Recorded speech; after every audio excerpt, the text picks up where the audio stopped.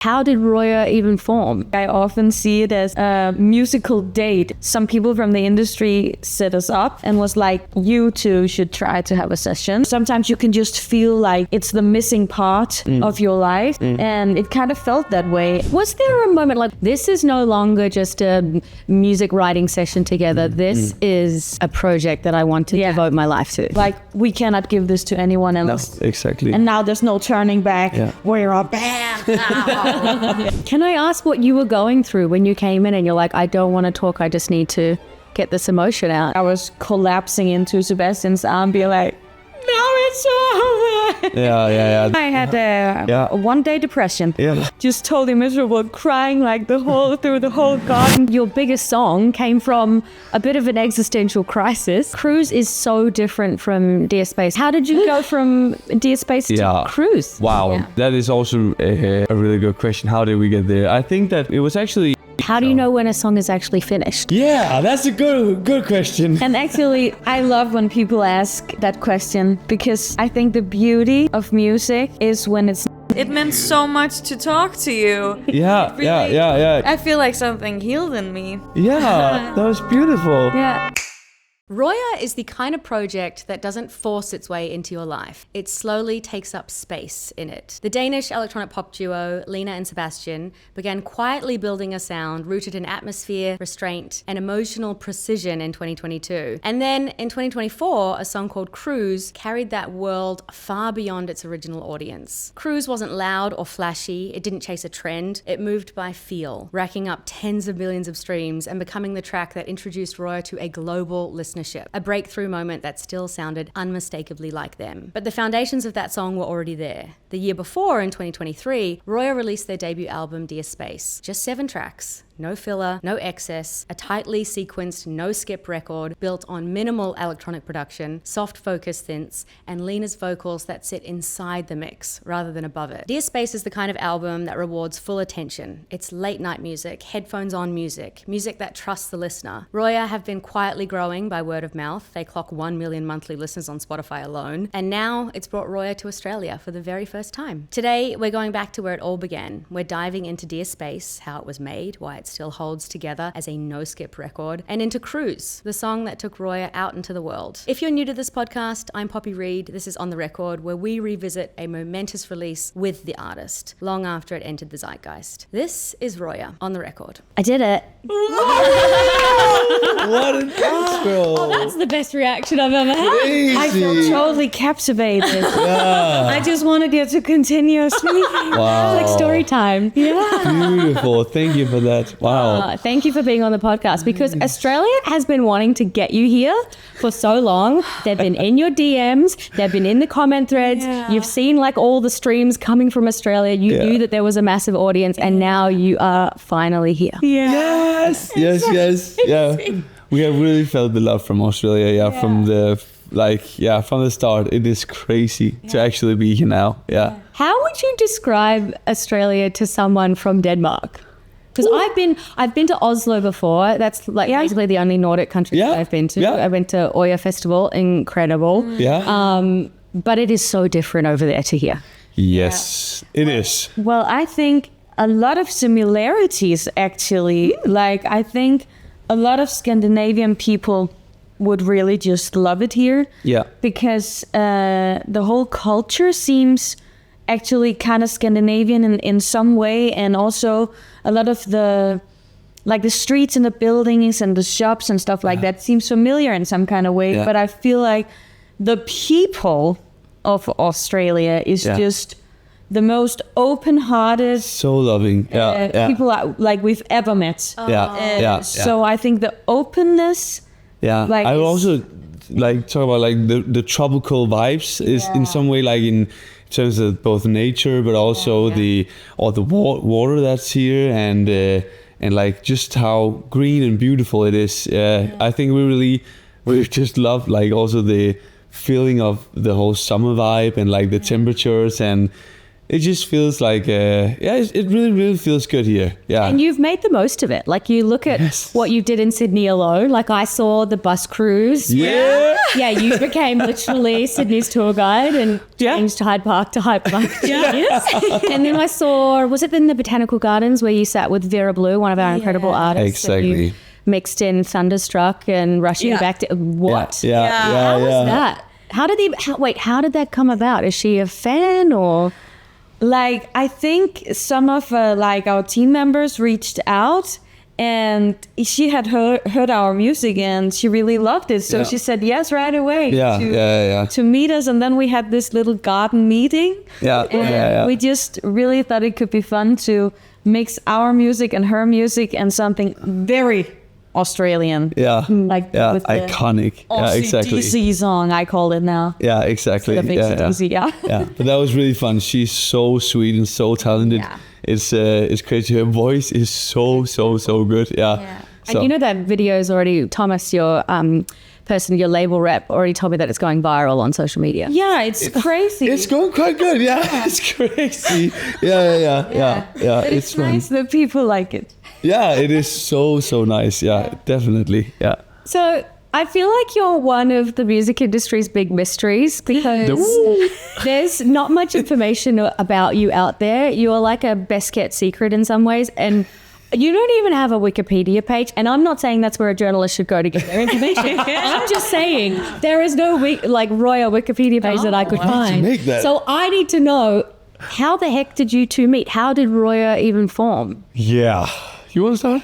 You want to start? Like when we're telling the story, like I often see it as a musical date in some ways because some people from the industry set us up and was like, you two should try to have a session. Yeah. And then we did, and sometimes it's just crazy.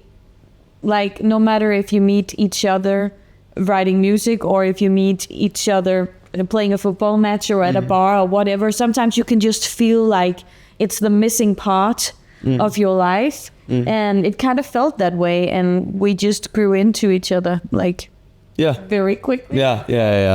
So we just like wrote this one song together, and I felt from that moment on we were just writing every day since, because it felt like what I didn't have, Line had, and vice versa.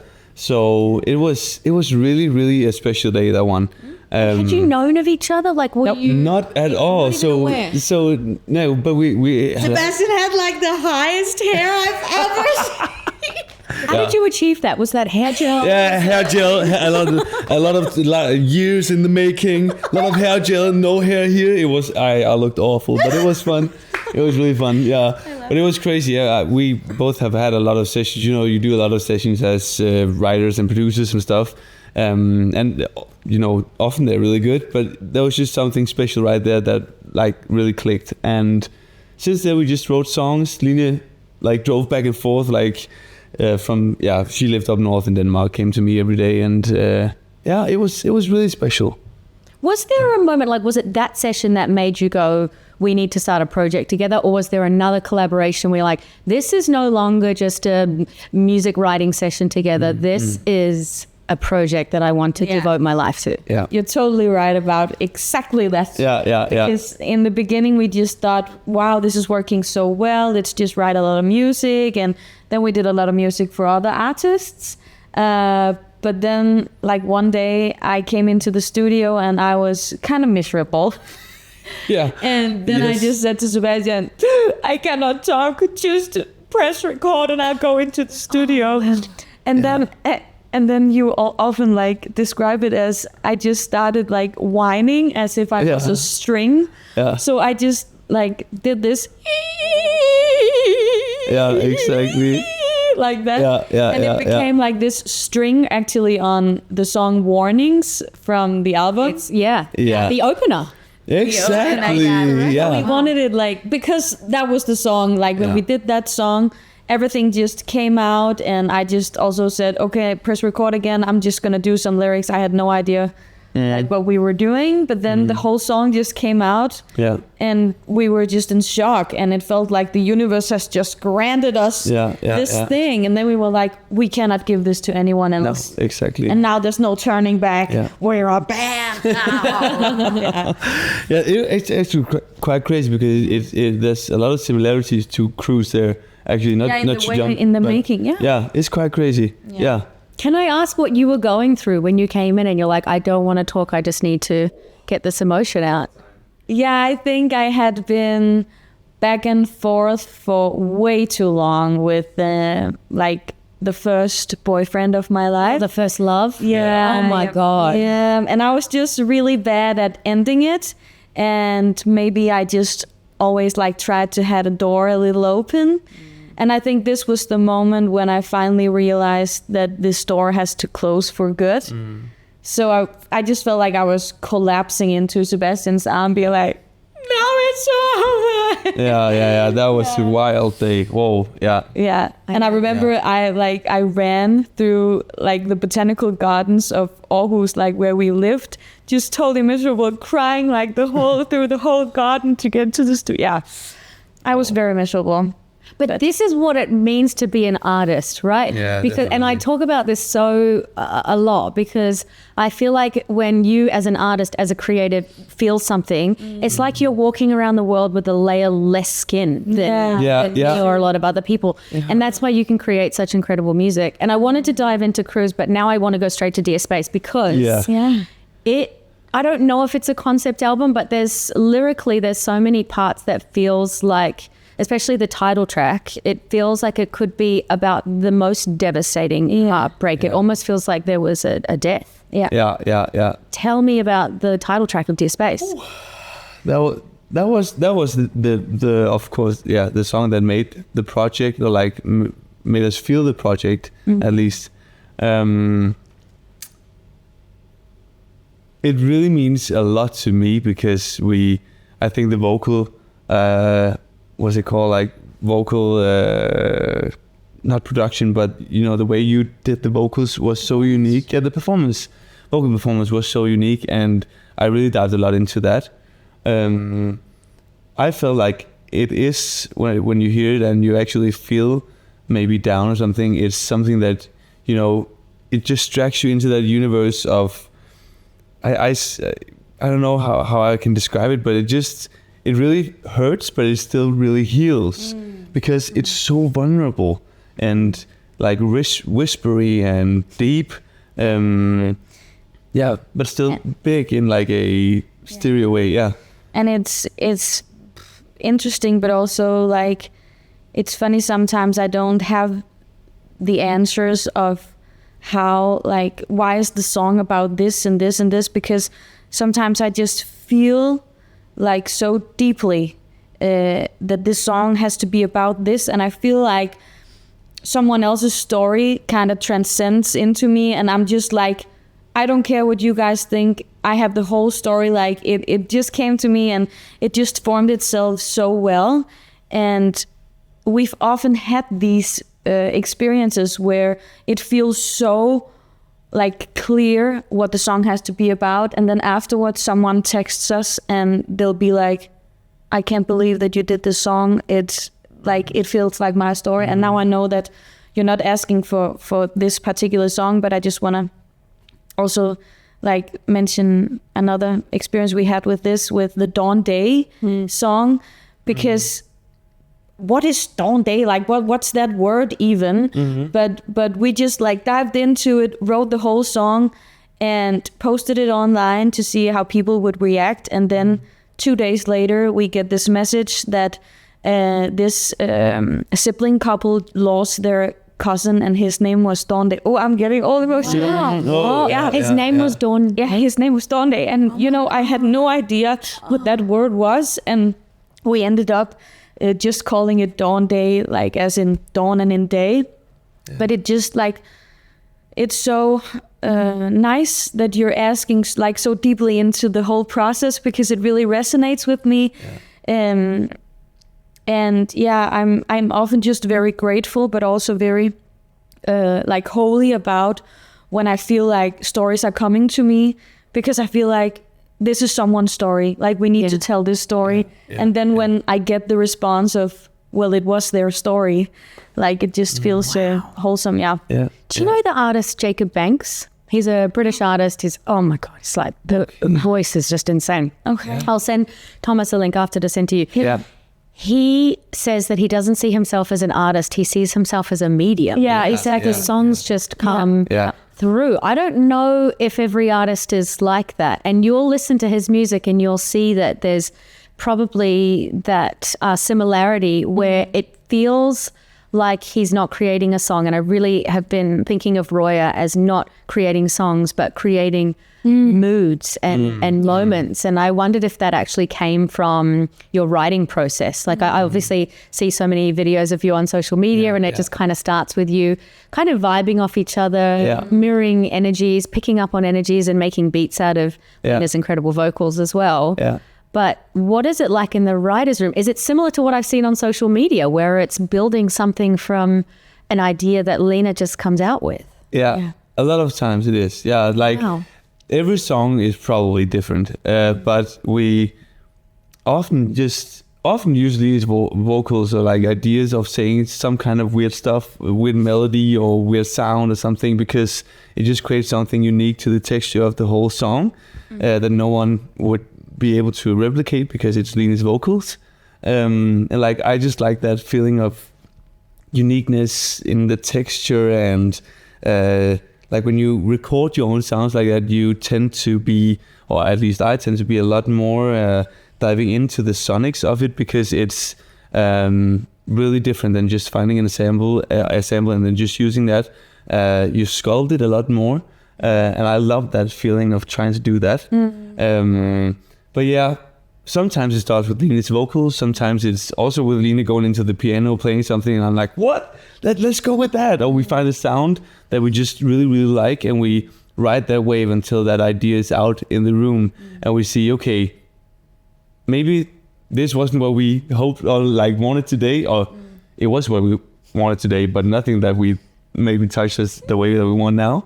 But that was the idea, and we're really true to that. And then we just move on to the next one if we don't think that's what we feel right now. Yeah. Okay, but how do you know when a song is actually finished? Yeah, that's a good question. And actually, I love when people ask that question, because I think the beauty of music is when it's never finished. Yeah. And I also, like, that's what I love the most about playing live or playing on top of a bus or whatever, because the music is always alive and you can change it every day if you want to. And I think what can stop artists from releasing and like holding people back in the industry is overthinking. Yeah, like, definitely. Is this song finished now, or could we do a better production? Should we have another chorus here? Instead of just being true to the feeling of, wow, this feels so good. Yeah. We feel that people want this song. Yeah.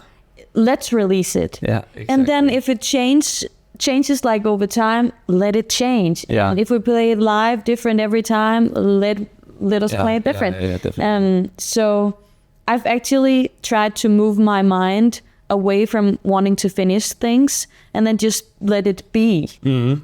And be in the let it be in the moment also, because I know also a lot of artists and like recording singers want their their pieces to be perfect. Like, we need to. Michael Jackson, perfectionist. Yeah. But like we need to take 100 takes and then chop them up so it's totally perfect. But often, and sometimes I also hate Sebastian for this, but often it's the very first demo take that Sebastian wants. Yeah.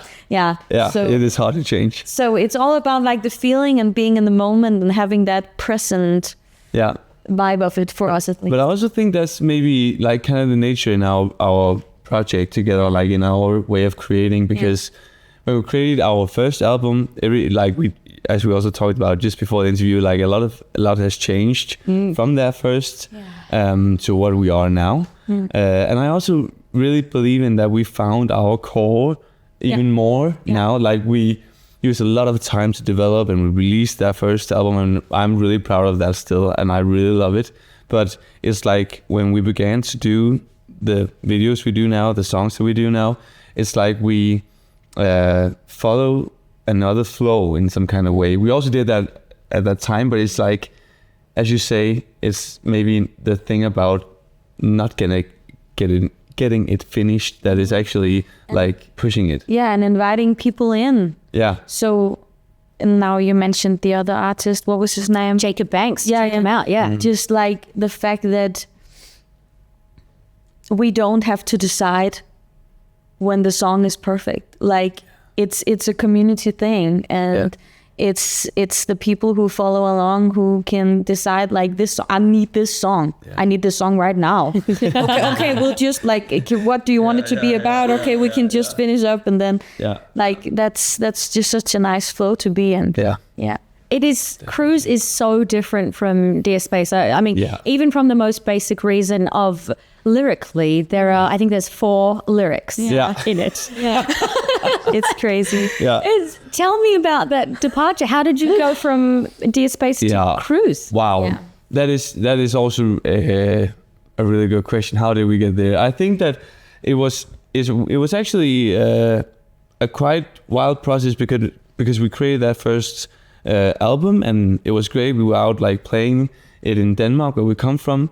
It was fun, it was nice, and then we had like this, or I had like a quite hard time actually in the whole thing about finding out what to actually do and how. It felt hard to do after we released that, in creating music, and we got into like a part of our time together where we were like, I didn't think it was that fun anymore, because I think we were forcing things to try to happen, and we were trying to break through, and we were trying to do all of this, how do we do it? How do we do it? How do we do it? Yeah. And the then overthinking. What? Yeah, the overthinking. Yeah, the overthinking, and like, also about the creation part, like how always trying to solve things. And then we one day just sat down and we said, like, I think we actually like told each other, like, okay, this next week we just need to have fun, because I told Lina I didn't know if I actually could do it anymore, because I was really down and really had a hard time. That would have been hard for you to hear. Yeah, I had a one-day depression. Yeah. It was really hard day. Yeah. But you tackled it really good. Thank you. Thank you. But then we talked about like, let's just have one week. We just have fun and don't think about how we're gonna do things, how it sounds. We're just gonna do things and put things online. And that was the week where I think both Angels the Game went up and the Falling, and then Cruz came out the next week after that. And like it was in like 10 days that we went from like, it was hard, nothing happened, what is going on? You at least felt that, that where is it going? Yeah. And then suddenly it went like, I think we had like, I don't know, 60 or 50, 80,000 followers in a day after that, like, because it all blew off with Cruz. And it was when we got to that point where we were like, I think we needed a change from there. And then of course the sound also changed, so we had made some early demos around Cruz actually that was a lot different, and we were like, it's not fitting right, and we were again trying to overthink, and I was like, okay, stop, we just need to try to jam for 15 minutes. And then that Cruz idea, like the other demo we had, it changed completely, and we took like a choir voice that we thought, okay, that's not so good, and Lina came up with using it as the lead while we jammed, and like I made the bass that was different, and it ended up in like more of that housey kind of UK-ish style, and that just clicked something in us. I think it made it fun again. Isn't that so interesting? You're arguably, I mean, statistically, your biggest song came from a bit of an existential crisis. Yeah, exactly. And a complete change in sound. I still maintain that Dear Space is one of the only no-skip albums in my mind that like everyone must listen to. Oh, thank you so much. I made a social media video about it. I'm like, everyone needs to, it's coming out soon, but anyway, everyone needs to listen to this record. I'm very passionate about it. But I find that so fascinating because a lot of artists go, okay, what's our next phase? What's our next era? You know, what do we want to showcase of our personality with the next record or era? Whereas yours came out of absolute necessity in order to stay together as a duo. Yeah, exactly. Yeah. And that was really beautiful. And I'm so grateful that it happened. It was crazy. And we were just having fun. Yeah. It was like, okay, we're just going to try not to think, not to overthink. Yeah. And then all of that happened. Yeah. Within 2 weeks, I think. Yeah. Wow. Do you have some demos that you could show me? I have. Some of the initial spots? So the first ones, I think that... I also wanted to ask, there's so many versions of it as well. So you've got your winter version, your a cappella version, an instrumental version, which is kind of a common thing. When Sabrina Carpenter released Espresso, she did lots of things.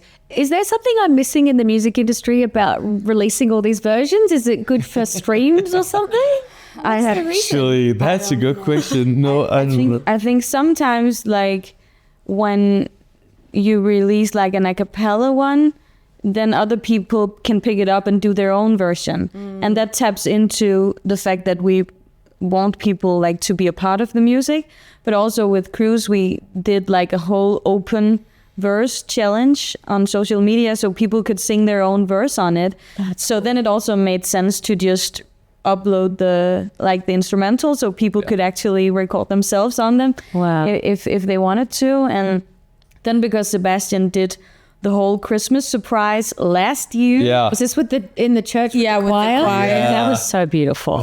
He got you good. Yeah, I felt like it was like the biggest gift. Yeah. Why did you choose your like hometown church? Yeah, actually, it was beautiful. Yeah, I mean, sorry. The real question is, why did you surprise Lena with a choir in your hometown church? That is really a good question. Also, I think we were just riding a wave of like, you know, we wanted to explore Cruz in different ways, and I think that was like my.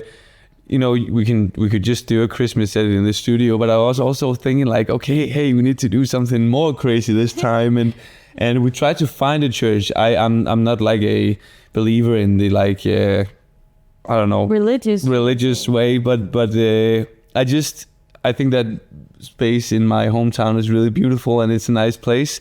So we called them and they were like, yeah, but like why us? And I'm like, yeah, I lived in that city when I was a kid and I got like. What is it called? Confirmation. Like I don't know. Yeah, there's you like baptized there or something. Yeah, exactly. Baptized there, and they were like, okay, yeah, they're just all right, all yours. I'm like, what? Okay, crazy, because no one else would let us in. Wow. And then it just happened like that, and I called the choir, and they were like, okay, this is funny because also our numbers had went up quite good already there, so they were really also keen to do something. Oh, they knew all about it. Yeah, exactly. Right. So that was just it, and I thought it would be cool to make something else that just in the studio with building the songs. And you often surprise me with things. I think also like when we were in where was it in Ireland. You had made me she had bought me some land and made me a lord of something in Ireland. It was like when we did a pop-up in the pub, it was like, it was crazy. So I thought now it's my time to surprise you a bit. Wait, so Sebastian is now lord of what in Ireland? I'm a lord in Ireland. You are a lord. Okay. We have the incredible. We have the exact coordinates of that little piece of land that he's lord. Yes. So I got like a certificate in a frame and everything. How big are we talking with this piece of land? Is it? I think it's like maybe half a square meter or something. No, isn't it? No. Is it more? Yeah. Maybe, okay. Maybe a couple of square meters. I don't remember. But it was fun. It was really, really fun. You could put a picnic rug up. Yeah, exactly. Yeah. Okay, I think this was actually our version 1.1. So it sounds like, let's see. Start with flute. The sky. Let's see. I never thought that you would take us, you would wait. I was so inside. I never thought I was the one to leave. Never even really tried it. You want that cruise? Whoa. Cruise. Everything is your friend. Cruise. Yeah. I love that flute. Oh. Yeah. Cruise.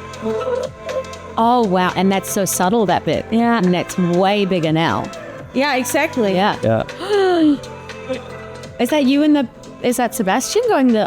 It's actually Line that I have like done a lot of things to. I can just try to see. That starter, that's completely different. Yeah. Exactly. That's a whole other song. It's like, yeah, Line with a lot of.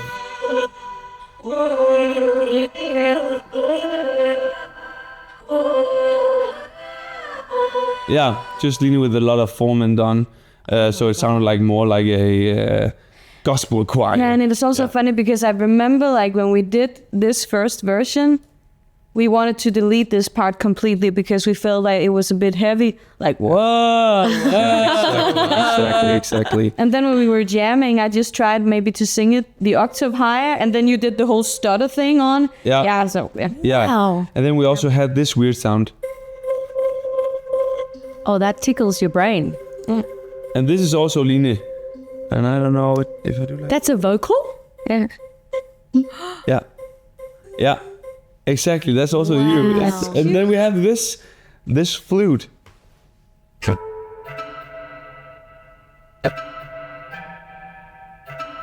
And it sounds so octave alone actually, but it's like so beautiful with this.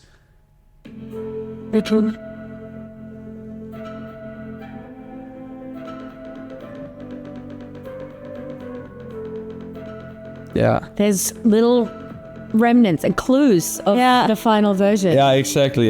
You're like a mad scientist with Lina's vocals. You're basically just like, how can I chop, change, distort? Like it's like exactly. You just play. It's beautiful. I really love that. Yeah. It's I'm maybe also more into like the just diving into a lot of weird stuff and trying things out because when you can't imagine where things go before like when you try to pull up a lot of things, it always changes the sounds and the sonics, and somehow it just becomes really unique when you try different things every time. Yeah. That's so cool. Thank you. Yes, of course. That was really fun. There was also other verses. I think this one is the second one.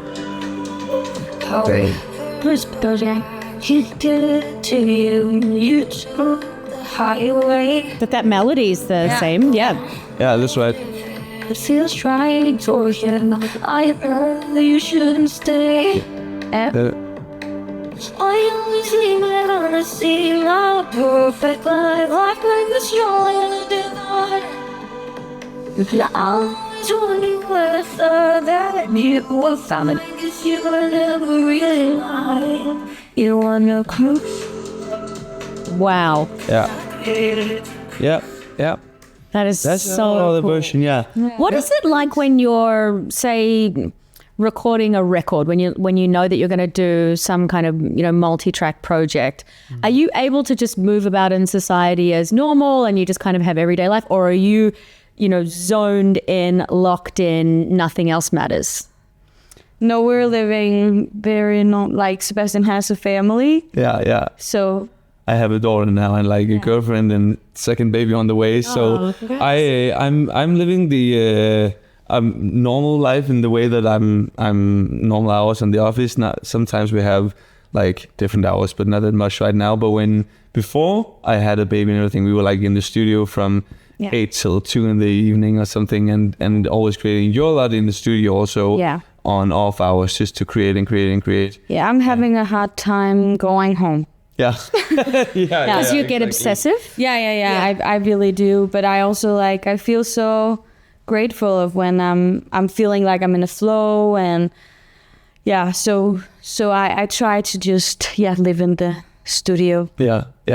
Line, do you write poetry? So many of your lyrics are just so beautiful, and I wonder, like a lot of people have like a rhyme book or whatever, and they know that that's for their songs, but I wondered if you actually wrote poetry that was not meant for singing. Yeah, I have been writing a lot of poetry, but in Danish. Oh. Yeah. You should have brought that book, from home, that book. I do a lot of scrapbooking and diary. Yeah. It's made like a whole, like for my 30th birthday, she made like a big, who was the art,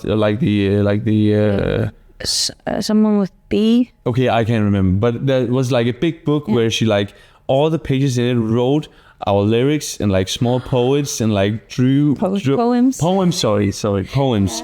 Yeah, Pictures from all yeah, the exactly. journeys. Yeah, and it is so beautiful. It's like a whole story in a book from when we started to where we are from 2 years ago, or 1 year ago.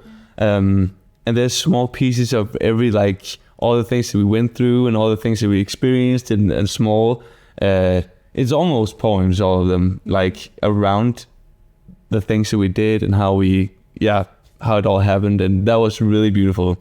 You are an artist all the way. It's it's crazy. Do you consider yourself best friends? Definitely. Yeah.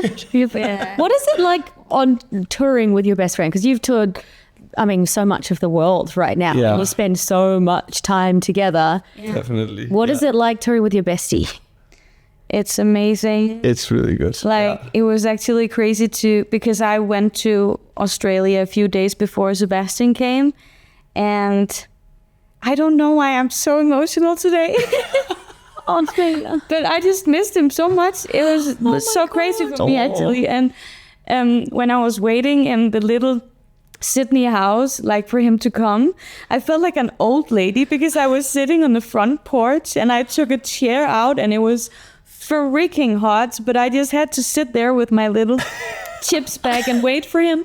And I told Jeppe, who I was traveling with, I've never been this excited, even not when we're going on stage. Right now I'm just so excited for Sebastian to come. And I just started eating my chips. So it's sweet. I'm so grateful that I get to travel the world with my best friend. And I also when we're home, Sebastian is not the only person I see, but you're the person I see. Yeah.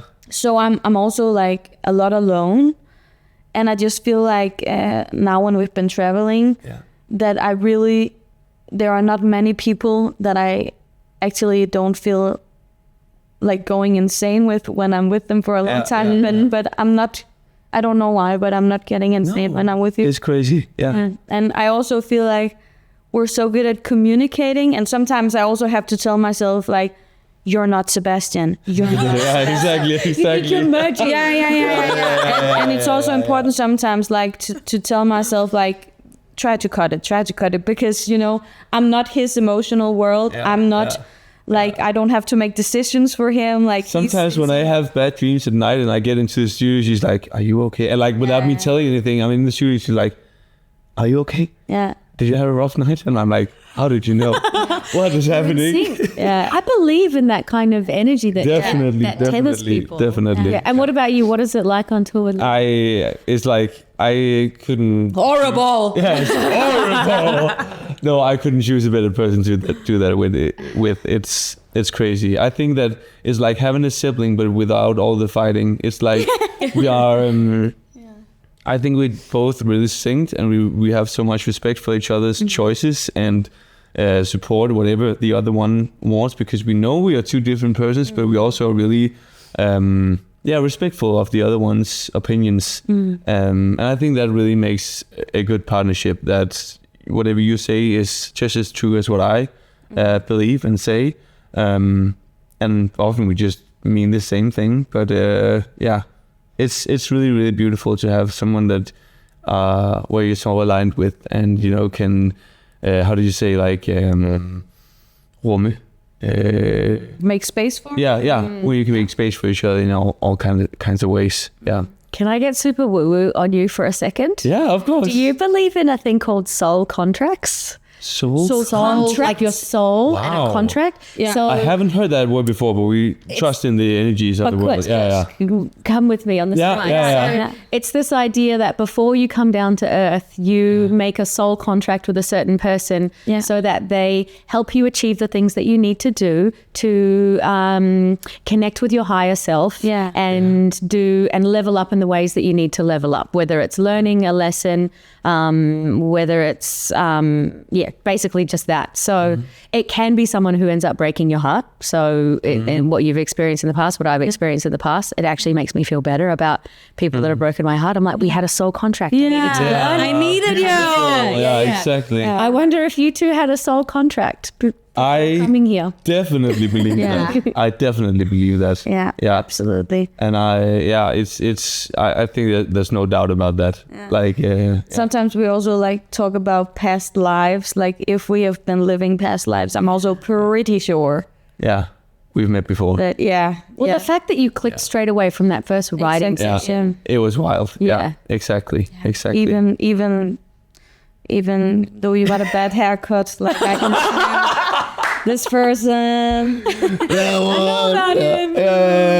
You can look past it. You can look past it. So what is next? Are you working on a next record? What's next for you both? We are working on so much more music. And are you a fan of the album still, or are you? Yeah, like I am an album girl. That's also why, like, I had no idea that you would bring up this space today, so it means a lot. Yeah. But we are talking so much about albums. And we really just want to do it.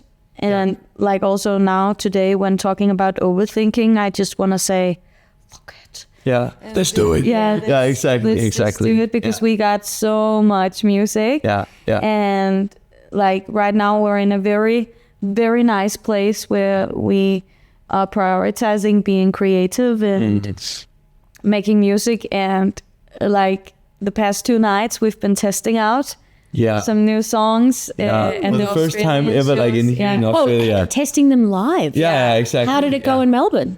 It was absolutely nuts. Yeah, it was crazy, and also in Brisbane, it was great. wild both places. So they worked really good, both of them. Yeah. So we have a lot of new, but we of course gotta choose which one to test. But those ones were really amazing to try. Yeah. What's the one called that you tested out? Or does it have a name? Does it have a name? Yeah, there was 2. Mm-hmm. You want to say it? Yeah. Or actually, we tested out 3. Oh, it's we also tested Afar. Oh, yeah, that's right. And we tested Low of My Life, and we tested Left Right. Yeah. Left Right. Left Right. Like Left Right. Oh, Left Right. Yeah. You gotta lift right. I was like, we're talking about the gym. Okay. Low of My Life instead of Love. Fuck, you're good. You're so damn. You're good.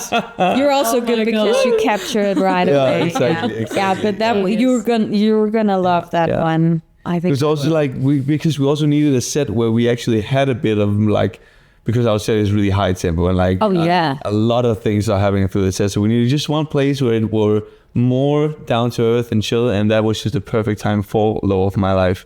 And then it just, I love that song, and it's just beautiful. I can't wait for people to hear it. So I can't wait to hear it. And there's something to be said for taking people on a journey in a live show. You can't just be like hit after hit after hit. No, It really is an art putting together a set list, especially when there's music like the music you make. It's so mood driven. So you really are taking us on an emotional roller coaster. You're responsible for our emotions when we're in your hands, in your audience. Yeah, definitely. Yeah. But you're so right. We also felt that from the audience, but they were just so supportive, and like I think that it was all that we had envisioned and like hoped for in Australia, because we felt so much love from all of the people from here before we came. Yeah. But then we got here and it was just like that and much more. Like they really, really got us through the whole thing with so much energy and love. Yeah. You better come back. We will. We are coming back. We're gonna be the new tourist guides of Sydney, you know. So we are. Yeah. Thank you so much for doing the podcast. Thank you so much for this chat. I so appreciate it, and I love your music, and I'm a fan for life now. Thank you so much. It means so much to talk to you. Yeah. I feel like something healed in me.